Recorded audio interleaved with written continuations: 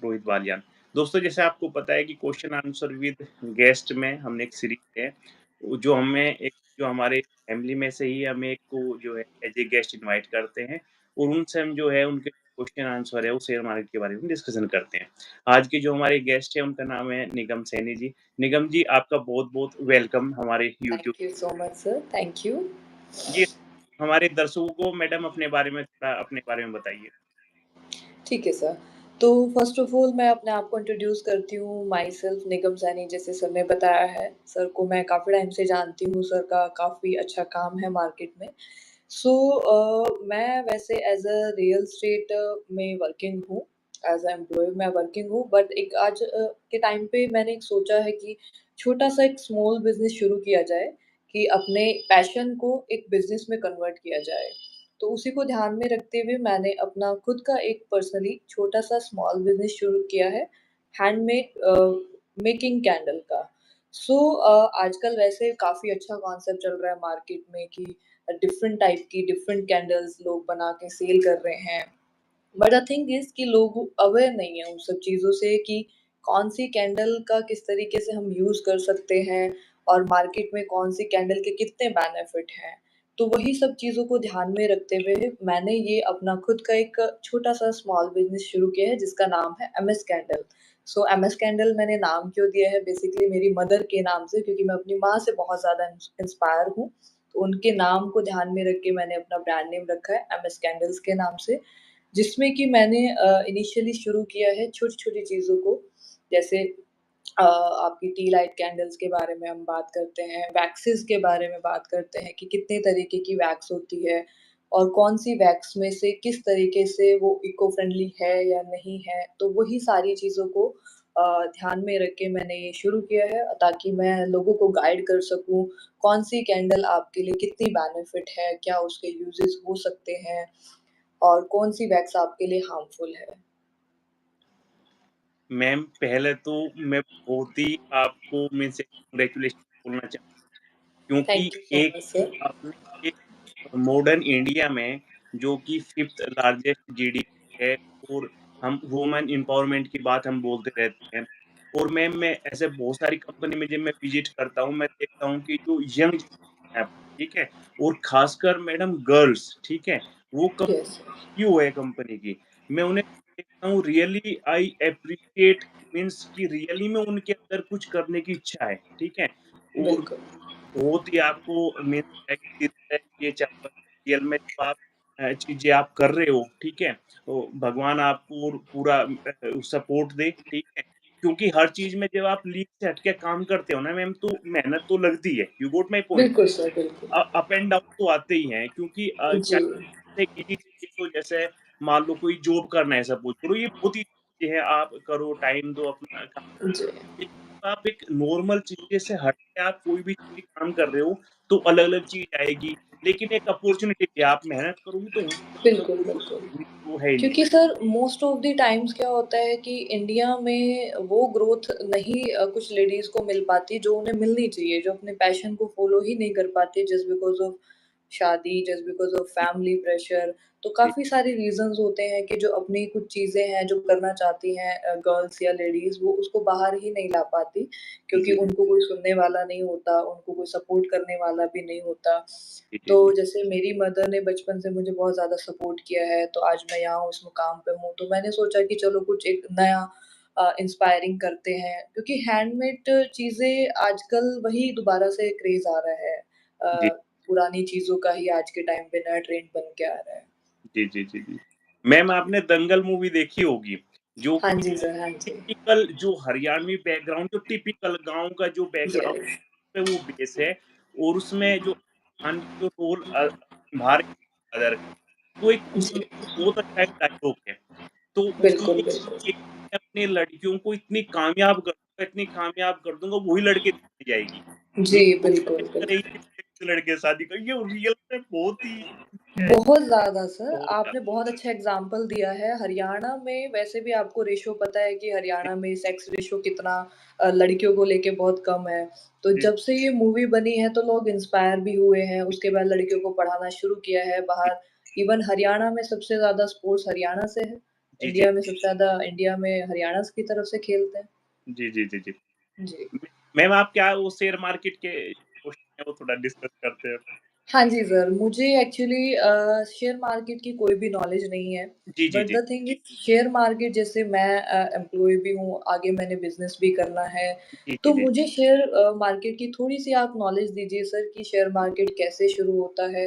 अगर बेसिक मैं की बात करूँ तो आप मुझे जी, थोड़ा बेसिक समझाइए सर, कैसे ठीक शुरू करना है उसमें? ठीक है मैम। मैम हम आपके एग्ज़ाम्पल से हम समझाएँगे आपको, ठीक है? ठीक आज है सर। आपने एक नया स्टार्टअप आपने शुरू किया है, ठीक है? जी, जी। आपने सोचा कि मैं कैंडल स्टार्टअप करता हूँ, ठीक है?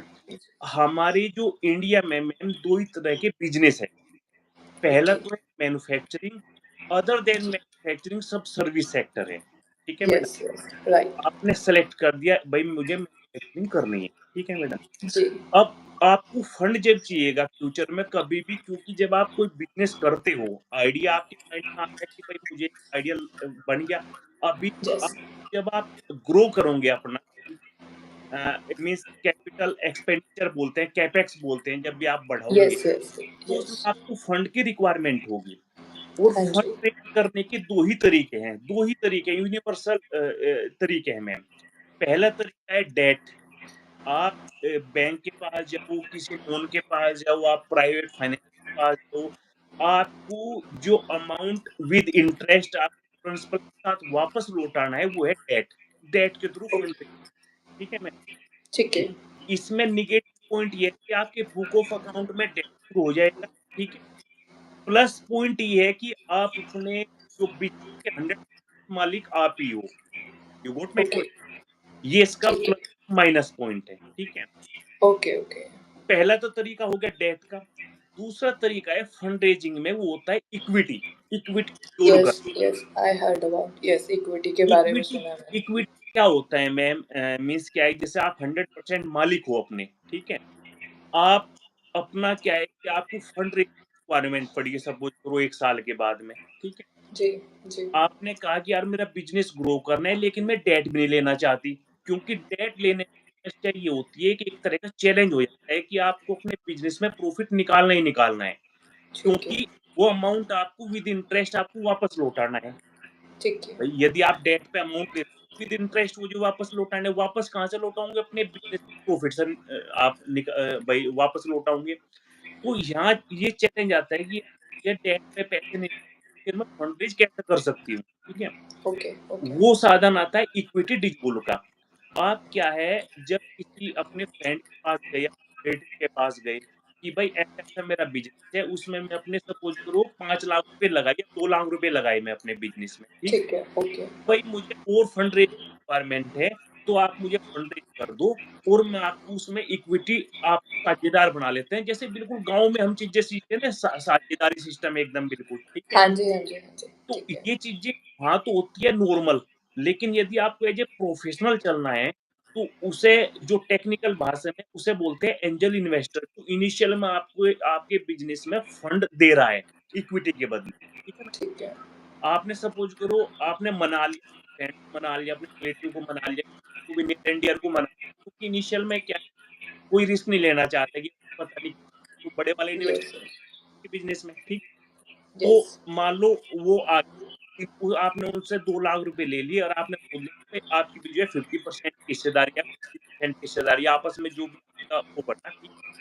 इसमें प्लस पॉइंट ये रहेगा कि जो पैसा आपको उनसे मिलेगा, आपको वो पैसा वापस नहीं लौटाना। पास कोई चैलेंज नहीं है अभी। आप उसको बढ़ा सकते हो अभी उन पैसे से, ठीक? ये प्लस पॉइंट है। भई अभी आप ओके, ओके, मतलब वो वापस नहीं लौटाना वो पैसा। ठीक है। आप अपने इसमें सर एक क्वेश्चन मेरा आपसे सॉरी आपको जी, इंटरप्ट कर रही हूँ। जी, जी, जैसे इसमें कोई टाइम लिमिट होती है कि हमने आपसे फंड ले लिए हैं, ठीक जी। है? तो उसमें कोई टाइम लिमिट भी होती है? ये मैम क्या होता है जब आपने एंजल को साझेदार बना दिया, ठीक है? ठीक वो है, आपके बिज़नेस में पार्टनर बन गया, ठीक है? ओके, अभी वो आपका बिज़नेस अलग एंटिटी है, एंटिटी और पार्टनर अलग एंटिटी है, ठीक है? ठीक है, ओके, अभी क्या है कि यदि मान लो लॉस होगा क्योंकि तो परसेंटेज है सारी-सारी लिखी हुई है, भाई कुछ ये टाइम लिमिट कुछ नहीं होता madam, time limit okay, okay, आप कितने भी टाइम तक वो रहेगा, उसमें पार्टनर रहेगा, टाइम लिमिट कुछ नहीं होती है, ठीक है? ठीक है, अभी ओके, क्या होगा नेक्स्ट स्टेज में सपोज़ करो अच्छा बिज़नेस आपका चल गया, ठीक है? राइट, हमेशा किसी भी कंपनी को कैपेक्स की रिक्वायरमेंट होती है, हर कंपनी को रिक्वायरमेंट होती है, इसका रीज़न क्या है? मैं रीज़न समझाऊँगा मैं इसका रीज़न क्या है? आज आपने स्टार्ट किया एक जगह से, ठीक है? ओके, आपको जैसे-जैसे ग्रो होगा, आपको अब 2 आउटलेट खोलने पड़ेंगे, फिर अपने डिस्ट्रिक्ट को कवर करना पड़ेगा, ठीक है? फिर क्या है कि आप धीरे-धीरे कैसे ग्रो करोगे, फिर 4-5 डिस्ट्रिक्ट को और कवर करोगे, ठीक है? राइट, फिर 3-4 साल के बाद में आपका माइंड जाएगा यार मैं तो पैन स्टेट जाऊँगा, इस बिज़नेस के साथ में तो पैन स्टेट में जो है कवर करूँगा, ठीक है? अभी आप पैन स्टेट चले गए, उसके बाद में एक अदर स्टेट साइड वाला स्टेट भी आप पकड़ फिर आप 3-4 स्टेट और पकड़ लिया, ठीक है? तो ठीक है, ऐसे करते-करते फिर पैन इंडिया होगा, फिर एक कंट्री होगा, फिर पैन वर्ल्ड होगा, तो हमेशा कंपनी को हमेशा हमेशा रिक्वायरमेंट रहनी है, क्योंकि उसे ग्रो करना है, उसे विस्तार करना है अपना, ठीक है? ठीक है, तो इनिशियल में तो आएगा आपका एंजल इन्वेस्टर, ठीक है? अभी सपोज़ करो आपका बिज़नेस बढ़ गया, फिर अभी क्या है वेंचर कैपिटल बोलते हैं, मार्केट में सुना होगा वेंचर कैपिटलिस्ट होते हैं ये। ये क्या है कि अच्छे पैसे लगाते हैं मीन्स स्टार्ट ठीक है एंजल इन्वेस्टर के बाद में। फिर आप बैंकर के पास जाते हो, उनसे भी लोन ले सकते हो क्योंकि आपका 3-4 साल का बिज़नेस हो गया, वो भी आप बिज़नेस देख के वो भी पैसा दे सकता है। तो धीरे-धीरे करके जब वीसी की भी एक लिमिट है, वो भी ज़्यादा पैसे नहीं उसके बाद एक इससे बड़ी एक एंटिटी आती है, प्राइवेट में उसे बोलते हैं PE entity, means private equity investor बोलते हैं उन्हें, ठीक है? वो काफ़ी सीआर में इन्वेस्ट कर सकते मतलब वो इनिशियल में नहीं करते, जब बिज़नेस 3-4 साल पुराना हो जाता है, तो प्राइवेट इक्विटी इन्वेस्टर आते हैं, वो जो है पैसा लगाते हैं। तो ऐसे ही सिस्टम चलता रहता है और जब इतने इन्वेस्ट करने के बाद में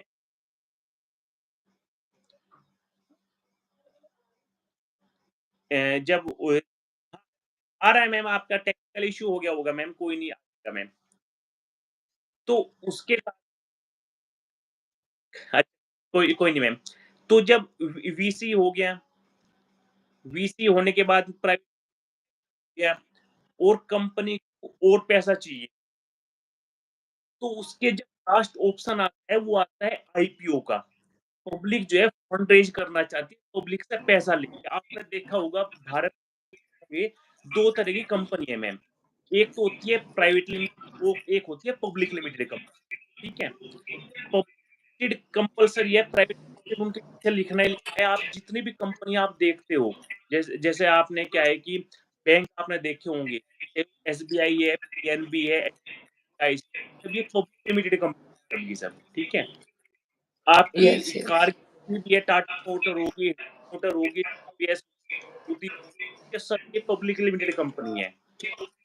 आप यस, एफएमसीजी देख लो, रियल एस्टेट देख लो, जो भी बड़ी कंपनी है, सब ये पब्लिक लिमिटेड बन जाती है। पब्लिक राइट, कंपनी का मतलब ये होता है मैम कि उनके जो शेयर है, आम पब्लिक के पास भी उनके शेयर है। उनके जो मालिक है, आम आदमी में उनके मालिक है, ये होती है पब्लिक लिमिटेड कंपनी है। ये क्या है भारत में 2 ही एक्सचेंज मेन एक्सचेंज है, एनएससी नेशनल स्टॉक एक्सचेंज और बीएसई बॉम्बे स्टॉक एक्सचेंज। ये क्या है वहाँ पे लिस्टेड होती है ये कि भाई हमारा जैसे पब्लिक से जो है IPO initial public offer first time public जो है लगाती है, ठीक है? वो सारा जाता है कंपनी कैपेक्स को। तो ये चीज़ ये होती है जैसे एक छोटा-सा मोटा-सा एग्ज़ाम्पल ये है, सपोज़ करो एक तो आपने स्टार्टअप किया, ठीक है? अभी मैं आपसे एक जनरल सा क्वेश्चन पूछता हूँ कि आपके आपके पास पैसा होता बहुत सारा, ठीक है? आप इंडिया में कौन-सी कंपनी खड़ा करना चाहते हो? एक कंपनी मैं खड़ी कर दी, तो आप एक कंपनी का नाम बताओ मैम कोई भी इंडिया की।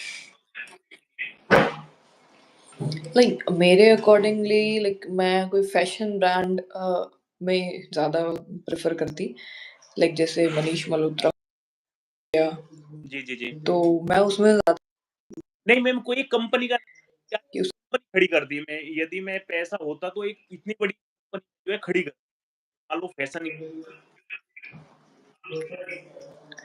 लाइक आप ब्रांड पूछ रहे हैं या कंपनी कंपनी का नाम पूछ रहे हैं private limited company like ma'am.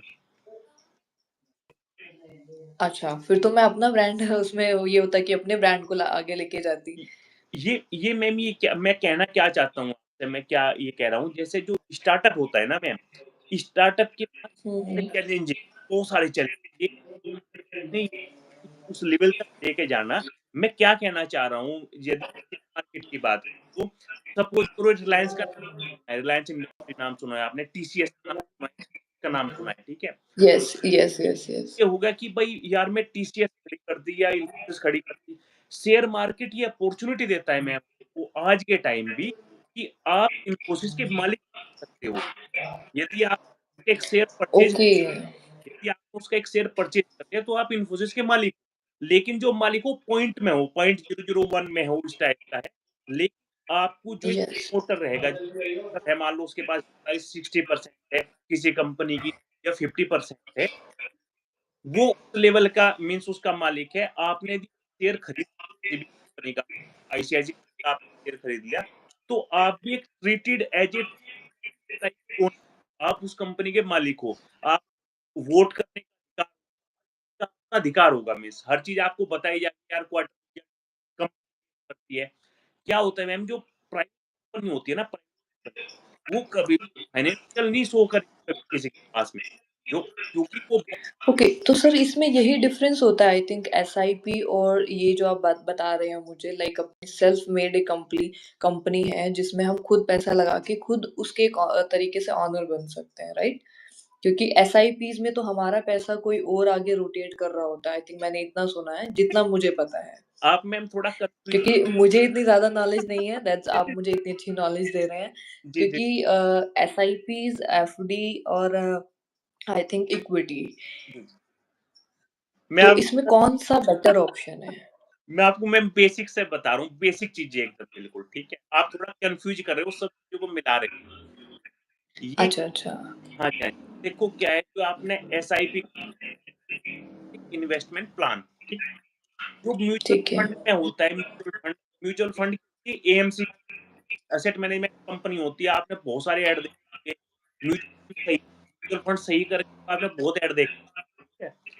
तो यस, यस, यस। तो एएमसी कंपनी होती है, ये टाटा की भी, आईसीआईसीआई की सारी कंपनी की एएमसी कंपनी है ये, ठीक है मैम? तो उसमें 2 ऑप्शन होते हैं आपके पास में, ये शेयर मार्केट में पैसा कमाते हैं सब के, पैसा ओके। कमाए सब शेयर मार्केट से, ठीक है? लेकिन उधर क्या होता है, आप जब म्यूचुअल फंड में आप इन्वेस्ट करते हो, वहाँ 2 मेथड होते हैं एक्चुअली। एक तो होता है लमसम इन्वेस्टमेंट, मान लो one one yes, yes. 1 lakh rupees या 2 लाख रुपीज़ आप वन टाइम दो किसी भी म्यूचुअल फंड स्कीम को, आपको वो बैक एनी वैल्यू दे देंगे, आपको यूनिट दे देंगे, ठीक है? अभी यस। मैक्सिमम हम सब सैलरी पर्सन हैं, सब के सब भाई हम हमारे पास उतना लमसम नहीं है, ठीक है? तो एएमसी कंपनी ने क्या किया हुआ है, लमसम मत दो, आप सिस्टमैटिक इन्वेस्टमेंट प्लान शिफ्ट करो, आप 1000 की 2000 की 3000, ठीक है? लेकिन वो सारी की सारी इन्वेस्ट कर रहे हो, वो आप इनडायरेक्टली शेयर मार्केट में इन्वेस्ट कर रहे हो। लेकिन डिफरेंस बताता हूँ मैम, डिफरेंस क्या होता है? यहाँ एक ब्रोकर हो यहाँ यहाँ क्या है, फंड मैनेजर होता है, एक एक्टिव फंड मैनेजर होता है, उसे आप फीस देते हो, 2% की फीस देते हो अलग से आप, जो कि आपके उससे डिडक्ट हो जाती है। You got my point?